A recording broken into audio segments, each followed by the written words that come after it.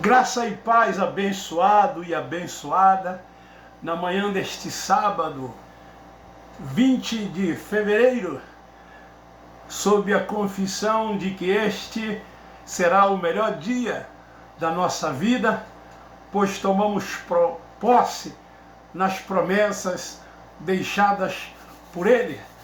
Vivemos e andamos por fé, e assim então nós cremos naquilo que Ele já nos prometeu, naquilo que Ele já deixou para que cada um de nós pudéssemos viver. Por isso reinamos e triunfamos em graça. Quero pedir aos inscritos que me ajude a divulgar e compartilhar o meu canal, e aqueles que ainda não se inscreveram, que se inscrevam.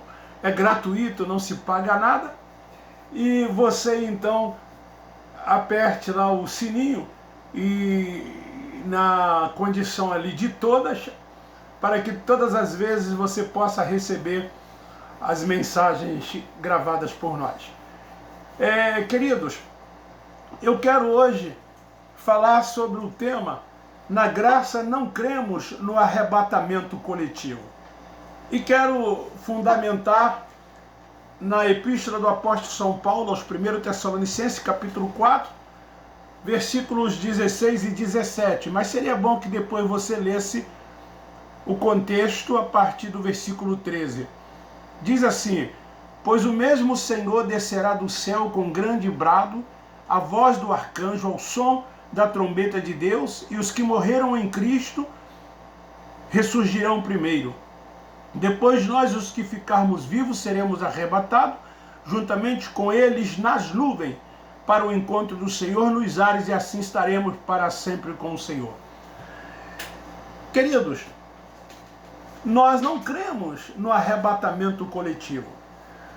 Na instituição religiosa, durante anos e anos, nós fomos ensinados assim. Eu mesmo, como professor teológico, professor de escola bíblica dominical, responsável pelo ensino religioso dentro dessas instituições que eu passei, principalmente durante 46 anos que eu fiquei nas Assembleias de Deus. E então, o que acontece?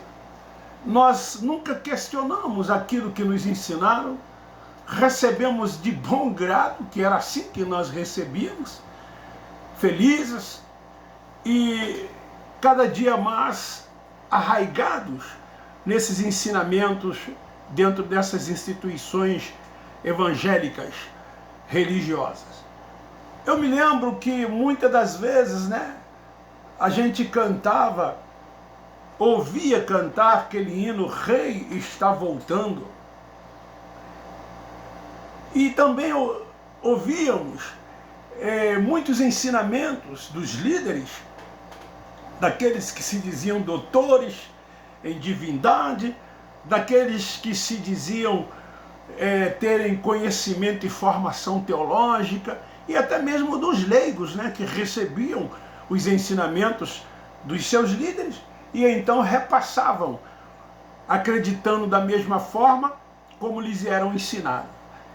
E então, nós não questionávamos. A letra desse hino "Rei está voltando" nunca foi questionada. As pessoas, muitas das vezes, se empolgam com a melodia. Na maioria dos hinos cantados nessas instituições religiosas, e elas não refletem sobre a letra do hino, para ver se há uma fundamentação de acordo com os ensinamentos, principalmente ensinado e pregado pelo apóstolo Paulo, o apóstolo dos gentios. Sobre esse e outros assuntos, nunca nós questionamos. Não podíamos questionar, como até hoje não se pode questionar.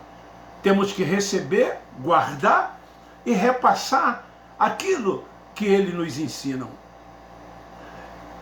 Quantas das vezes fizemos leitura da Bíblia, como muitos também hoje ainda fazem, no entendimento da religião? Nós temos que andar de acordo com o sistema religioso, fazer o jogo do sistema religioso, falar a mesma linguagem do sistema religioso. É isso que nós temos que fazer. É assim que nos ensinaram. Eu mesmo fui chamado para que eu pudesse falar a linguagem do sistema. Porque eu lá dentro, quantas das vezes, crendo dentro de uma visão, e na maioria das vezes esta visão não condizia com aquilo que eles empregavam, com aquilo que eles ensinavam. Por exemplo, eu deixei de ser dizimista em 1993, quando eu, ali em São Paulo, no terminal Tietê, vindo do Paraná, eu vi esse livro aqui, que eu já até falei, porque eu deixei de ser dizimista. E quando eu vi esse livro exposto numa banca de jornal, eu mesmo questionei. Naquele momento eu pensei, quem escreveu esse livro é um herege, como ele diz isso? Mas eu comprei o livro e li todo o livro. E nunca tinha visto alguém escrever tão bem fundamentado acerca do dízimo. E dali por diante, mesmo sendo um obreiro, fazendo parte da cúpula, eu nunca mais dei dízimo. Eu fiquei ainda lá 24 anos sem dizimar. Tem 4 anos que eu me libertei do sistema religioso. Tem 4 anos que eu vivo e prego o evangelho da graça de Deus. E muitas coisas que antes, quando eu era dizimista, eu não tinha conseguido, por exemplo, a minha casa própria, eu consegui depois que deixei de ser dizimista. Eu não quero dizer com isso que consegui, ou que você consegue porque é dizimista, ou você deixa de conseguir porque você deixa de ser dizimista. Não é isso que eu quero dizer. Eu estou dizendo isso porque lá dentro do sistema, eles amaldiçoam as pessoas. Eles dizem que quem não dá o dízimo está roubando a Deus. E essas pessoas então poderão ir para esse lugar que eles chamam de inferno, aonde arderão numa chama de fogo, conforme o sistema ensina, para todo o sempre. Então, o que acontece com essas pessoas que fazem essa leitura da Bíblia, no entendimento delas, sem respeitar o tempo do acontecimento? Eles não respeitam o tempo do acontecimento. Por isso que eles são futuristas. Coisas que aconteceram há mais de 2000 anos, ou quase 2000 anos, para aquela época, para aquele momento, para aquele tempo, não é respeitado dentro das instituições evangélicas. Os tempos verbais, muito menos. Eu fico assim a pensar quantas pessoas estão ali dentro que são advogados, são engenheiros, são professores da língua portuguesa, têm 2, 3 faculdades, têm pós-graduação, têm mestrado, têm doutorado. E essas pessoas leem a Bíblia e não respeitam os tempos verbais. Eu conheço muitos deles que são professores, que estão enquadrados dentro de tudo isso que eu acabei de citar. Por quê? Porque eles colocam um véu sobre a sua face, sobre o seu rosto, e aceita tudo aquilo que as lideranças passam, acreditando a eles que a salvação está e que eles vão alcançar porque frequenta ou porque estão relacionados no rol de membro dessas instituições. E o que eles menos querem é perderem a sua salvação. E eles acham que ser salvo é frequentar um templo religioso, é ser religioso, é fazer parte de um sistema religioso. Ser salvo é você estar ali dentro e obedecer aos preceitos dos homens sem questionamento, cumprir rituais, liturgias, dogmas e muitas das vezes rudimentos da lei mosaica, que fazem parte de muitas denominações evangélicas. E essas pessoas, e aqui eu não estou me referindo aos leigos, mas essas pessoas esclarecidas, elas aceitam tudo isso sem nenhum questionamento, não respeitando o tempo do acontecimento, não respeitando os tempos verbais. É isso que acontece dentro desse sistema religioso. E as suas conotações também não são respeitadas. Eles se prendem a textos e esquecem do contexto. Versículos isolados. E aí sai fazendo daquilo uma doutrina. Eles esquecem que as doutrinas ensinadas por Paulo, o apóstolo dos gentios, elas são transcendentais. Ou seja, elas ultrapassam tempos e épocas. Serviram para aquele tempo e servem também para nós nos dias que nós hoje estamos vivendo. E eles pegam, dentro das instituições religiosas, as circunstanciais, e aplicam nos nossos dias, fazendo disso uma doutrina e ensinando as pessoas para que acreditem nisso. E então, com o passar dos anos, essa doutrina futurística foi ensinada com mais veemência.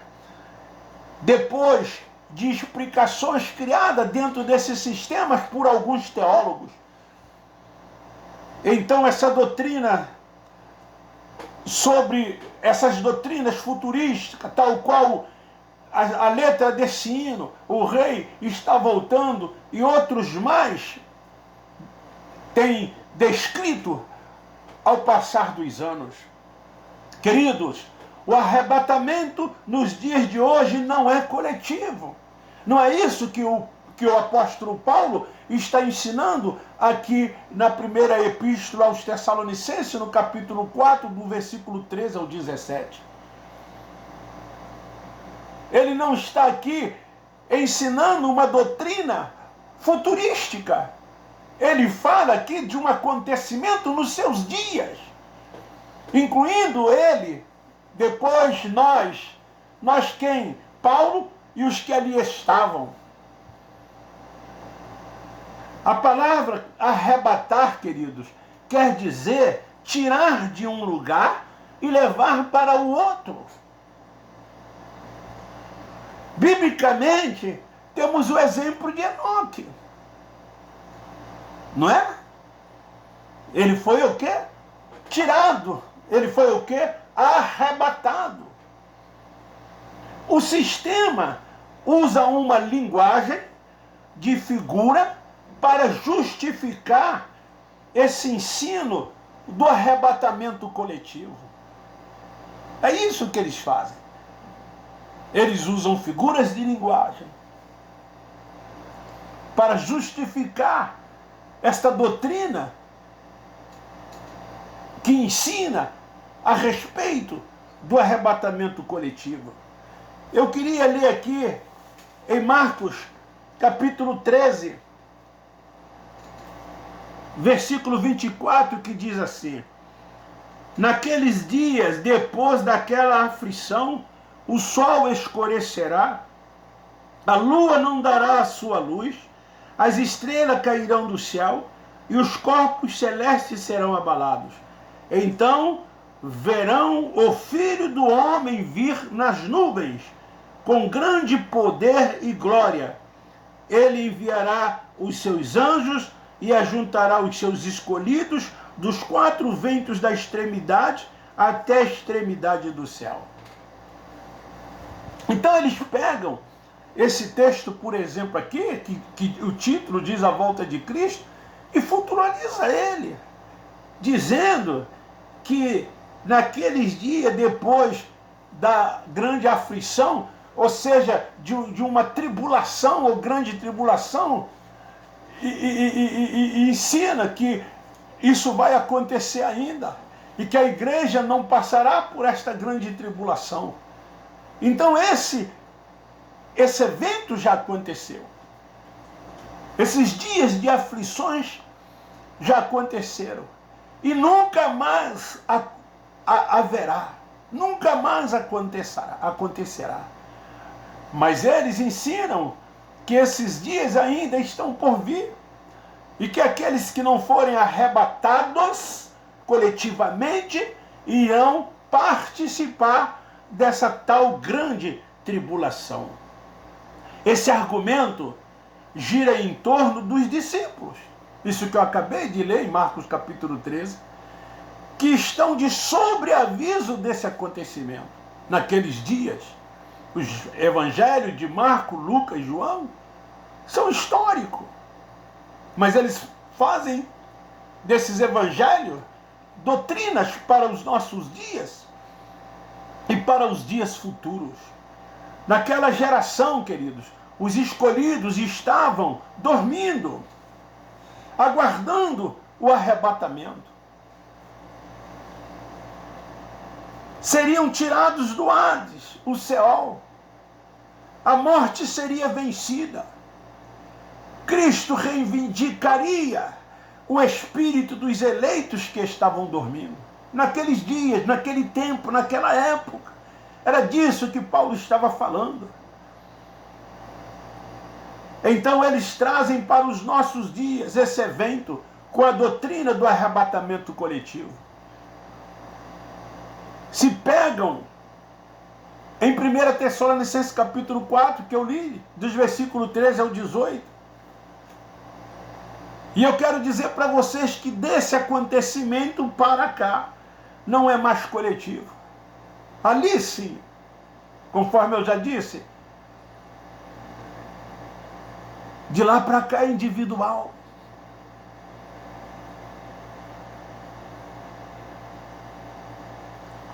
Eu nasci no dia 1º de fevereiro de 1955.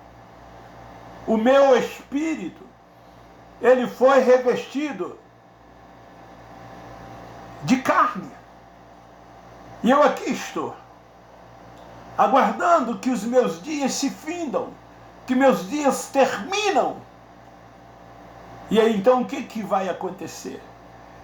Essa carne voltará ao pó da terra. E o meu espírito voltará para Deus, num corpo glorioso, semelhante ao dele. E assim então estarei para sempre com ele. Me faz lembrar minha avó. A minha avó morreu com 104 anos de idade em 1994. E eu, menino, eu ia para a casa da minha avó. Eu com meus 6, 7 anos. E eu ouvia minha avó falando que Jesus estava voltando. Eu via minha avó pregando para as pessoas: se consertam, porque Jesus está voltando. E a minha avó então morreu em 1994. Da época de eu menino até 1994, passaram-se mais de 40, 50 anos. E Jesus não voltou.